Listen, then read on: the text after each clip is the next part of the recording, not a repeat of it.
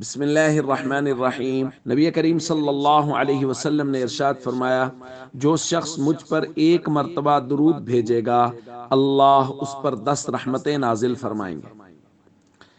دوستو، درود پاک بہت ہی مبارک عمل ہے، اور اللہ رب العزت نے قرآن کریم میں ایمان والوں کو درود پاک پڑھنے کا بہت خوبصورت انداز سے حکم دیا ہے۔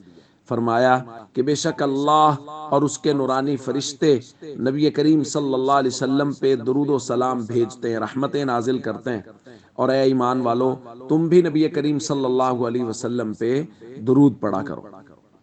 دوستو، اس خوبصورت انداز سے نبی کریم صلی اللہ علیہ وسلم پر درود پاک بھیجنے کا حکم دیا گیا، اور جس قدر احسانات امت پر، ہم سب پر نبی کریم صلی اللہ علیہ وسلم کے ہیں، ان کے ساتھ تعلق بنانا، ان پر درود پاک پڑھنا، دعائے رحمت کرنا، یہ تو ویسے ہی ہر مسلمان کی ذمہ داری ہے اور ہونی چاہیے۔ لیکن اللہ کا کس قدر کرم ہے کہ نبی کریم صلی اللہ علیہ وسلم نے فرمایا کہ جو شخص بھی مجھ پر ایک مرتبہ درود پڑھے گا اللہ رب العزت اس پر 10 رحمتیں نازل فرمائیں گے، اور بعض روایات میں ہے 10 گناہ معاف فرمائیں گے، 10 درجات بلند فرمائیں گے۔